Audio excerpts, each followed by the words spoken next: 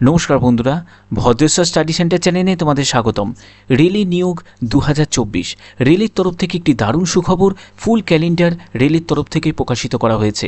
Upcoming যেসব ভ্যাকেন্সিগুলো বেরোতে চলেছে, RRB, JE, SSC, NTPC, ALP, technician, group D, paramedical, ministerial সহ যেসব বিজ্ঞপ্তি সামনে বেরোতে চলেছে তার বিজ্ঞপ্তির তারিখ ঘোষণা করা হয়েছে। এটি তোমাদের জন্য একটি লেটেস্ট নিউজ, তো দারুণ সুখবর তোমাদের জন্য। তো মূল ভিডিওতে যাওয়ার আগে প্লিজ একটাই রিকোয়েস্ট, চ্যানেলটাকে অতি অবশ্যই সাবস্ক্রাইব করে বেল আইকন অল করে নাও এবং ভিডিওটাতে এখনই একটা লাইক করে দাও। তো চলো মূল ভিডিওতে চলে যাচ্ছি। তো বন্ধুরা, আমি পিডিএফটা ওপেন করে নিয়েছি। এখানে তোমরা দেখতে পাচ্ছ যে government of India ministry of রেলওয়েজের তরফ থেকে রেলওয়ে রিক্রুটমেন্ট বোর্ডের তরফ থেকে এই নোটিশটা কিন্তু প্রকাশিত করা হয়েছে। এটি আজকের একদম লেটেস্ট একটি নিউজ। তো দেখো, এখানে তোমাদের annual calendar for RRB recruitment, তো অর্থাৎ অ্যানুয়াল ক্যালেন্ডারও কিন্তু যেটা রেলমন্ত্রী যেরকম প্রেস কনফারেন্সে যেরকম বলেছিল সেই রকমই কিন্তু একদম পিডিএফ স্বরূপ নোটিফিকেশন মানে নোটিশটা ওয়েবসাইটেও কিন্তু দিয়ে দিয়েছে। তো এক্ষেত্রে বোঝা যাচ্ছে যে রেল কিন্তু এবার চেষ্টা করছে যে তাদের যে রিক্রুটমেন্ট প্রসেসটাকে তাড়াতাড়ি কমপ্লিট করার। তো এটি যদি প্রতি বছর হয় তাহলে জানবো যে রেল কিন্তু আগের যেসব ভুলভ্রান্তিগুলো করেছে সেখান থেকে নিজেকে এবার শুধরে নেওয়ার চেষ্টা করছে। তবে যদি শুধরে নেয়, এটি যদি শুধু ইলেকশনের কারণে যদি করে তাহলে এটি খুবই খারাপ হবে। যদি এটি প্রতি বছরই যদি করে তাহলে কিন্তু এটি কিন্তু তোমাদের জন্য একটা বড় অপরচুনিটি। আমি বলবো একটা বড় অপরচুনিটি। তাতে ভ্যাকেন্সি কম থাক, অসুবিধা নেই, ভ্যাকেন্সি কম থাক, কিন্তু প্রতি বছর যদি রিক্রুট করে তাহলে তুমি টার্গেট ফিক্স করতে পারবে যে ওই পোস্টটা আমাকে পেতেই হবে, ওই পোস্টের জন্য আমি লড়বো। এই বছর না পাই, 2025-এরটা আমি পাবো। এটা হচ্ছে তোমাদের জন্য সুযোগ। তো এই ক্যালেন্ডারের জন্য আমি অনেক ভিডিওতে অনেকবার বলেছি, তো ক্যালেন্ডারটা তোমাদের যেহেতু দিচ্ছে তাহলে সেক্ষেত্রে তোমাদের এই সুযোগ কিন্তু কাজে লাগাতে হবে। তো চলো আমরা পরপর স্টেপ বাই স্টেপ দেখে নিই। দেখো, এএলপির ক্ষেত্রে জানুয়ারি থেকে মার্চ এটি কিন্তু প্রতি বছর হবে, ঠিক আছে? প্রতি বছর কিন্তু এই ক্যালেন্ডারটাই কিন্তু ফলো করবে রেল। তো জানুয়ারি থেকে মার্চের মধ্যে এএলপির ভ্যাকেন্সি বেরোবে। টেকনিশিয়ানের ক্ষেত্রে ভ্যাকেন্সি বেরোবে এপ্রিল থেকে জুন। আগে যেমন এএলপি টেকনিশিয়ান দুটো একসঙ্গে বেরোতো, এবার কিন্তু আলাদা করে দিল, ঠিক আছে? আচ্ছা, এরপর দেখো, এরপর হচ্ছে এনটিপিসি।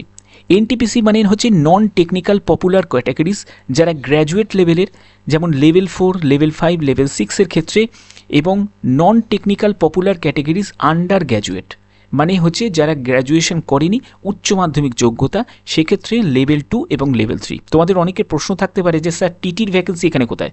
দেখো, টিটির ভ্যাকেন্সি তাহলে এখানে টিটির ভ্যাকেন্সি হচ্ছে এই আন্ডার গ্র্যাজুয়েটের মধ্যে থাকবে। তো এখানে তোমাদের বলছে জুলাই থেকে সেপ্টেম্বর। ওকে, আচ্ছা, এবার জেইও কিন্তু জুলাই থেকে সেপ্টেম্বর, এবং প্যারামেডিক্যাল ক্যাটাগরি যেসব পোস্টগুলো আছে সেগুলো কিন্তু জুলাই থেকে সেপ্টেম্বর, অর্থাৎ জুলাই থেকে সেপ্টেম্বরের মধ্যে কিন্তু এই নন টেকনিক্যাল জেই এবং প্যারামেডিক্যাল সব বেরিয়ে যাবে।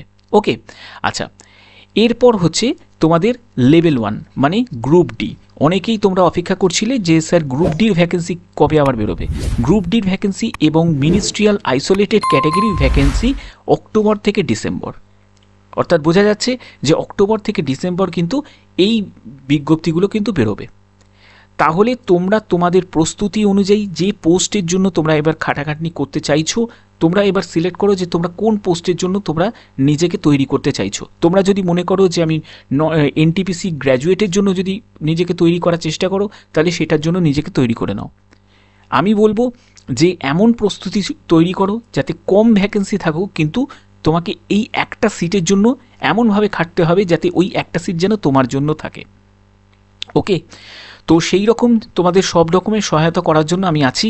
যদি তোমরা ক্লাস রিলেটেড কোনো ভিডিও চাও, আমার ভদ্রেশ্বর স্টাডি ক্লাসকে চ্যানেলকে অতি অবশ্যই কিন্তু তোমরা ভদ্রেশ্বর স্টাডি ক্লাস চ্যানেলটাকে অতি অবশ্যই কিন্তু সাবস্ক্রাইব করে বেল আইকন অল করে রাখবে। তো এটি দেখো তোমাদের জন্য একটা অনেক বড় একটা অপরচুনিটি। যারা যারা এই অপরচুনিটিটাকে কাজে লাগাতে পারবে তাদের জন্য কিন্তু এটি গোল্ডেন সুযোগ। আমি বলবো এটি গোল্ডেন সুযোগ। তো দেখো, আর একটা কথা তোমাদের বলে রাখি, এজ রিল্যাক্সেশন যা দিয়েছে এই এজ রিল্যাক্সেশনেই তোমাদের সন্তুষ্ট থাকতে হবে। তবে এজ রিল্যাক্সেশনের ব্যাপারটা আরেকটু বাড়াতে পারতো। যখন নিজেকে শুধরে নেওয়ার চেষ্টা করছে যে আগে যেসব ভুলভ্রান্তিগুলো করেছে, তাহলে সেই জায়গাটায় ভুলভ্রান্তি তো আরেকটু ভালোভাবে শুধরে নিতে পারতো, যে এজকে অন্তত 40 ইয়ার্স করে দিতে পারতো, ঠিক না? তাহলে কি হতো, তাহলে প্রচুর ক্যান্ডিডেট, যেসব ভুলভ্রান্তি হয়েছে প্রচুর ক্যান্ডিডেট কিন্তু সুযোগ পেত, নতুন করে সুযোগ পেত যে এইগুলো, কারণ এগুলো করে করে আজকে 5টা বছর করে কত স্টুডেন্ট অপেক্ষা করে করে তারা ওভারেজ হয়ে গেছে এই অ্যানুয়াল ক্যালেন্ডারের জন্য। এর জন্য কিন্তু প্রচুর আন্দোলন হয়েছে। আন্দোলনের মুখ্য বিষয় ছিল কিন্তু অ্যানুয়াল ক্যালেন্ডার প্রকাশিত করতে হবে। তা সেই অ্যানুয়াল ক্যালেন্ডারের জন্য কতগুলো বছর কেটে গেল, কত যুগ পার হয়ে গেল, এখন রেলের কি করছে, অ্যানুয়াল ক্যালেন্ডার দিয়েছে। তবে এটি যদি ভোটের জন্য যদি হয়ে থাকে, এটা যদি শুরু করে থাকে, তাহলে এটি সম্পূর্ণ ভুল জিনিস করছে। এটা করলে স্টুডেন্টরা আবার কিন্তু খেপে যাবে।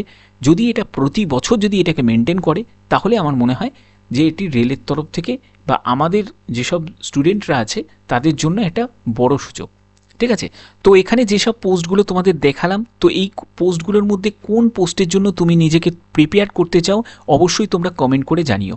তো যদি ভিডিওটা ভালো লাগে অতি অবশ্যই ভিডিওটাতে লাইক করবে, চ্যানেলটাকে সাবস্ক্রাইব করে বেল আইকন অল করে রাখবে।